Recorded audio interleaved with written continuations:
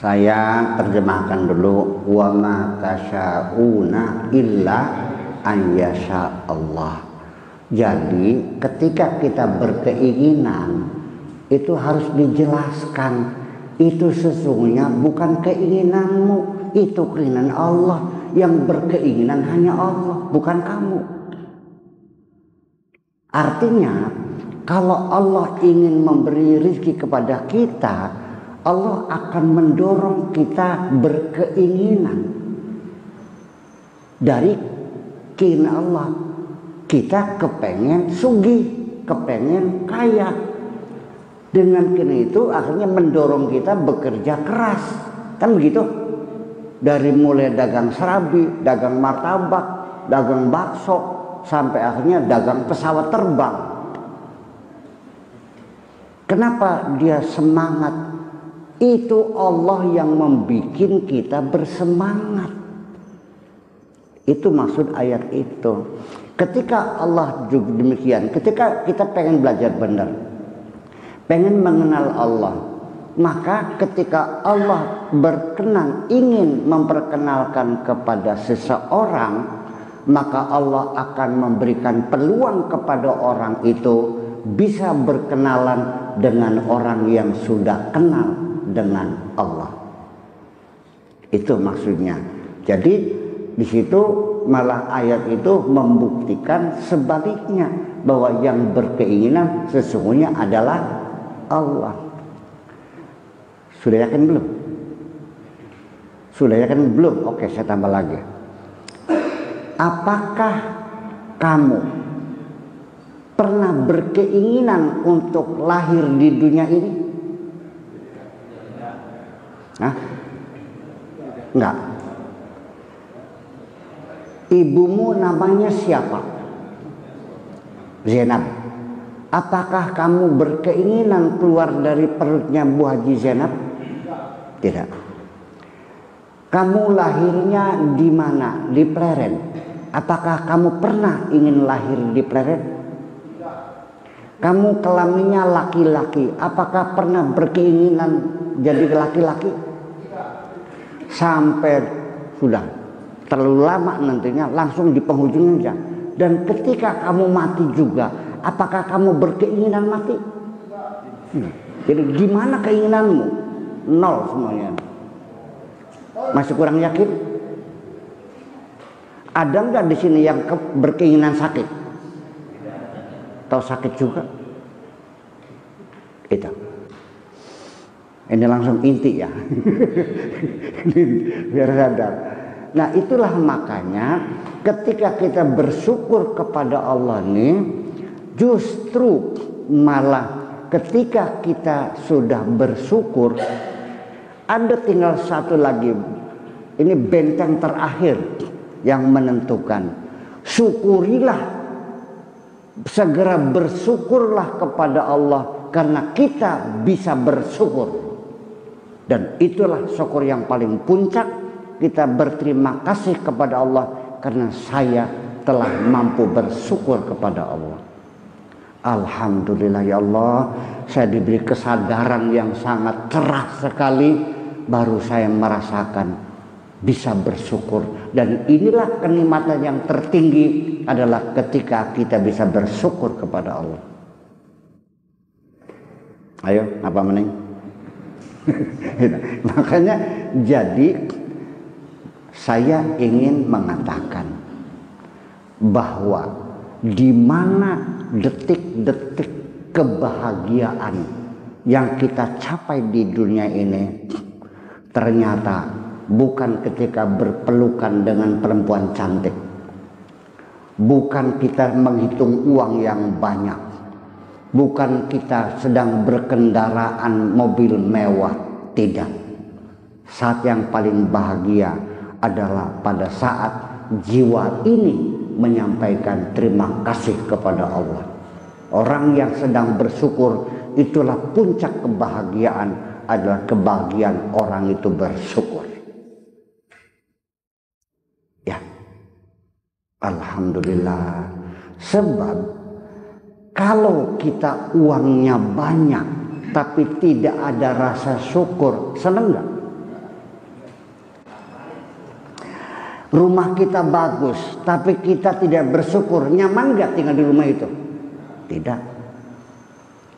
Kita punya istri yang sangat setia sekali, tapi karena kita tidak bersyukur, sama. Kita ngelus dada sehari-hari.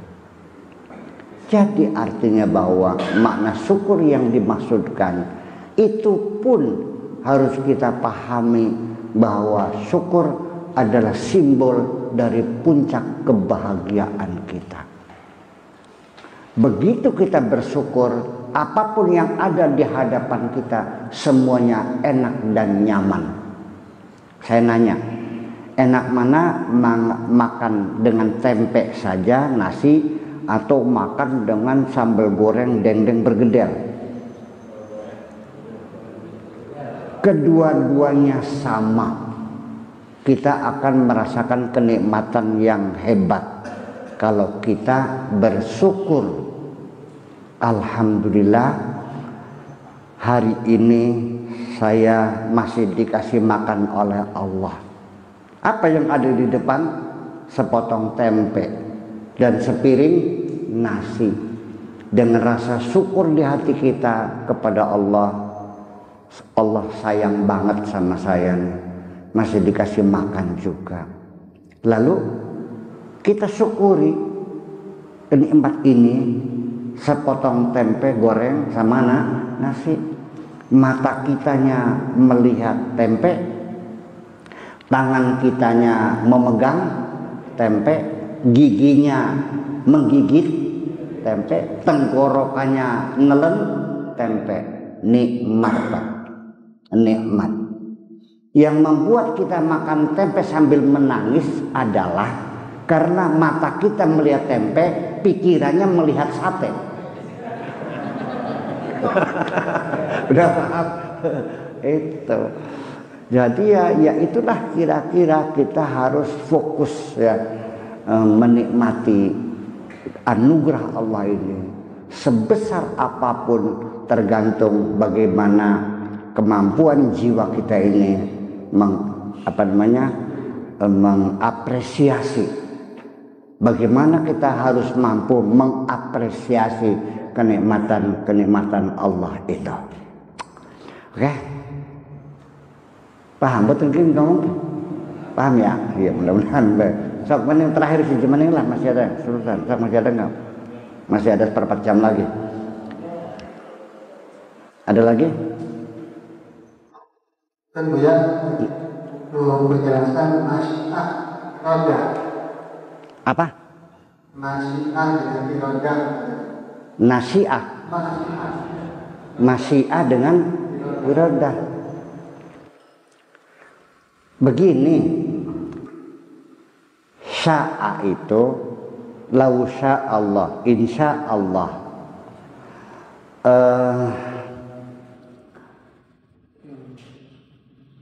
Innama amruhu idza arada syai'an fa innama amruhu an yaqula lahu kun fayakun. Arada lau sya'allah la ja'alakum ummatan wahidah fala yazaluna mukhtalifin. Apa bedanya arada dengan sya'a? Sya'a itu adalah berkeinginan, berkehendak.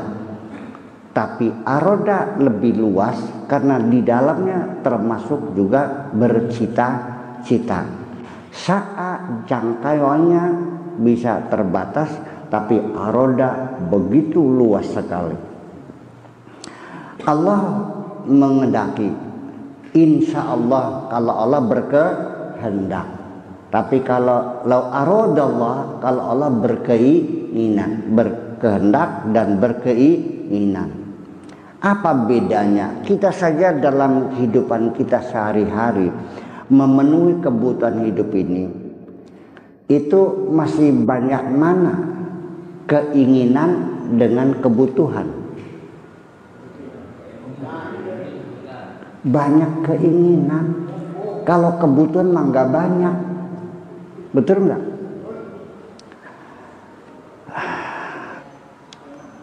Mobil Ferrari ingin nggak? Rolls Royce, pesawat terbang, apa lagi? Rumah mewah, semua. Kalau keinginan tak terhingga, apa saja bisa. Tetapi kalau kebutuhan itu berbeda. Makanya kalau kita itu minta kepada Allah, yang sopanlah. Jangan meminta semua keinginan kita. Kita batasi yang kita minta itu yang betul-betul menjadi kebutuhan kita. Seperti makan butuh nggak? Butuh atau ingin? Butuh. Baju menutup aurat ingin atau butuh? Butuh. Iya kan? Rumah butuh nggak? Butuh. Tapi kebutuhan itu kan bisa dibatasi. Baju yang penting asal bisa menutup aurat. Makan yang penting asal kenyang. Rumah yang penting asal tidak bocor. Selesai, dan itu murah. Tapi kalau kita mengikuti keinginan, nggak akan pernah selesai. Kalau Anda ingin beli mobil, setelah kabul, pengen dua nggak? Dari tadinya berjalan kaki, pengen motor di Kabul. Setelah motor pengen motor nggak? Setelah motor pengen mobil nggak? Setelah dua pengen setelah satu pengen dua nggak?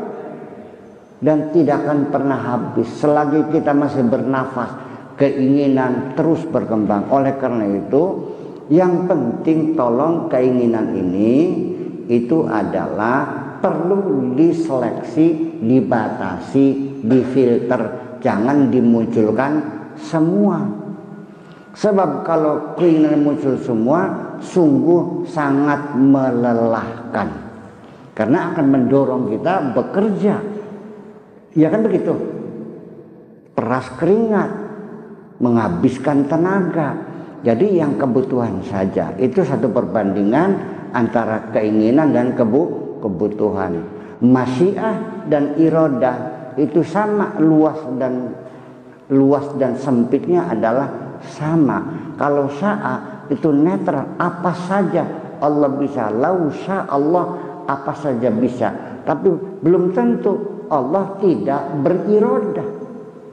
Allah bisa berkeinginan. Lau sya Allah, kalau Allah berkehendak, la ja'alakum ummatan wahidatan. Bisa saja manusia dibikin satu agama, umat wahidah, satu agama. Tapi Allah berirodah enggak? Tidak. Karena itu melawan irodah Allah. Karena tidak mungkin. Karena huwa yasha'u walakinnahu lam yurid. Makanya sampai kepada implementasi tercapai itu adalah irodah. Makanya innama amruhu idza arada syai'an, bukan sya'a syai'an. Itu bedanya. Ini mendetail sekali bahasanya. Allah mengatakannya innama amruhu idza arada syai'an. Kalau innama amruhu idza sya'a, ya enggak pas. Karena sya'a tidak sama dengan arada. Kalau arada itu artinya didesain semuanya. Mau bikin manusia seperti apa, hidungnya seperti apa, itu semuanya jelas dan clear semuanya. Innama amruhu idza arada syai'an an yaqula lahu kun fayakun. Tapi kalau sya Allah, kalau sya'a bisa terjadi, bisa tidak terjadi. Karena masyiah ini dikendalikan oleh iradah. Allah, kalau Allah berkehendak manusia dibikin satu umat, tapi Allah berirodah enggak? Tidak, ya tidak terjadi kan? Betul enggak? Jadi yang terjadi itu adalah irodah. Tapi kalau sya'a hanya sebatas bisa saja hanya memberikan peluang dan kesempatan. Jadi itulah namanya nanti dalam imajinasi kita nanti ada psikologi imajinasi.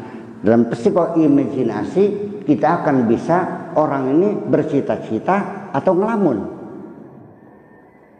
Ada anak ditanya, kamu pengen pinter? Iya Pak Kiai, saya pengen pinter, saya pengen jadi alim, saya pengen pinter bisa ngaji kayak Pak Kiai. Ya udah, tapi ternyata tiap hari sering bolos. Ngelamun apa bercita-cita? Ngelamun atau bercita-cita? Ya iya. Nah berarti karena dia tidak membuktikan keinginannya, dia sama dengan tidak punya irodah, tidak punya keinginan. Tapi itu hanya mengandai-andai. Makanya kalau mengandai-andai masih bisa menggunakan dengan lausa'a. Ya kan begitu. Tapi kalau aroda itu sudah menjadi program yang di penghujungnya sampai tuntas dan selesai. Begini, kita dapat telepon dari kakak di Jakarta. Tolong dong ke Jakarta, ini anak saya lagi sakit, bisa bantu nggak? Iya bisa cepet ya. Iya. Ada yang perintah muncul di hati kita ingin berangkat ke Jakarta. Keinginan berangkat ke Jakarta ini mendorong kita, prosesnya dari hati kita kesian melihat ponakan sakit langsung mengirimkan sinyal berupa instruksi kepada otak kita, dan otak kita itu langsung meregulasi dalam saat yang sama, detik sama, tidak kurang tidak lebih, tidak ada jarak antara sinyal yang terkirim dan respon otak itu pada detik yang sama, dan langsung melalui saraf refleksi kaki kita bergerak mencari sepatu, mencari semir disemirin, mencari celana yang kusut disetrika dulu, koper dicuci, mobil diisi full tank, pelinya diganti, banyak balansuk, semua pekerjaan-pekerjaan yang berhubungan dengan keberangkatan saya itu dikomando oleh otak ini. Iya kan? Tapi kalau sekedar kalau nggak ada kerepotan, nah saya besok ke Jakarta, ceritanya lain. Itu baru saat. Tapi kalau aroda itu sudah kepada tahap secara sempurna bahwa dia punya keinginan yang jelas dan pasti akan dilaksanakannya. Makanya niat dengan azam sama gitu. Kalau sekedar niat hanya geraknya hati punya tujuan tertentu. Tapi kalau sudah semuanya dilaksanakan itu namanya azam. Makanya azam itu apa? Azam itu adalah langkah terakhir, setelah itu tinggal tawakal. Irodah dulu, sa'a dulu, lalu irodah, lalu amal, lalu tadbir, dan di penghujungnya adalah azam. Kalau sudah azam, wa idza azamta fatawakal 'alallah. Kita ada keinginan, ada niatan mau ke Jakarta, lalu menjadi keinginan, lalu diproses, mempersiapkan semuanya. Nah kalau sudah mobil sudah dicuci, bensin sudah full tank, oli sudah diganti, ban sudah dibalancing semuanya, sudah rumah sudah disiapin semuanya. Nah tinggal terakhir, tinggal wa idza azamta, begitu kamu akan melangkah ke Jakarta, fatawakal 'alallah, berpasrah dirilah kepada Allah. Ya Allah, mudah-mudahan aku bisa sampai ke Jakarta dengan selamat. Itu adalah prosesnya. Nanti jadi pada di penghujungnya kati setelah masyiah, setelah irada, setelah tadbirat sampai kepada azam, dan itu semua adalah proses panjang sekali yang dilaksanakan dalam waktu yang sama. Di penghujungnya hasilnya tetap Allah yang menentukan. Kalau kita naruh mobil di pinggir jalan, kuncinya masih nyangkol di situ, lalu kita pulang ke rumah, lalu tawakal terserah Allah dan tidur, itu tawakal yang nggak bener. Itu bukan tawakal, namanya konyol namanya. Tawakal tuh kalau mobilnya ditaruh di dalam garasi, mobilnya dikunci, kuncinya dikantongin, garasinya ada pintu, pintunya dikunci, garasinya dalam rumah, rumahnya dikunci, rumahnya ada pagernya, pagernya dikunci, dan kita tidur nyenyak, kita baru pasrah kepada Allah Subhanahu wa ta'ala. Bangun pagi ternyata garasinya dijebol, mobilnya hilang. Kita sudah tawakal. Ketika kita sudah tawakal, begitu melihat mobilnya hilang, kita tidak terlalu bersedih hati ketika kehilangan sesuatu. Bisanya menyesal karena kita menyalahkan diri kita sendiri, the feeling of guilty, karena kita lalai, lupa kuncinya itu tidak diambil, masih di mobil, dan mobilnya tidak dimasukkan. Betul enggak? Jadi kekecewaan itu akibat karena tawakal kita kurang mantap, sehingga masyiah, irodah, kalau di penghujungnya tidak ditutup dengan tawakal, maka ketika gagal kita kecewa, ketika kita berhasil kita bangga.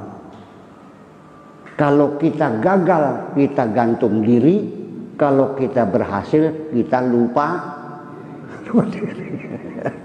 Jadi artinya betapa binalnya hati ini harus dikawal, dikendalikan, dieles, ya kan gitu, supaya hati kita menjadi baik, hati kita menjadi nyaman, dan di penghujungnya kenikmatan apapun adanya di dalam hati ini, bukan pada materi yang ada di sekitar kita ini.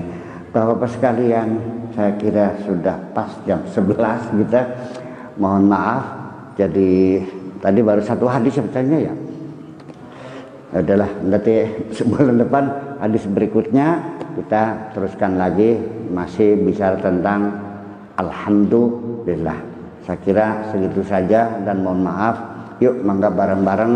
Bismillahirrahmanirrahim. Rabbana auzi'na an nashkura ni'mataka allati an'amta 'alaina wa 'ala walidayna wa an na'mala salihan tardah wa adkhilna bi rahmatika fi 'ibadikas salihin.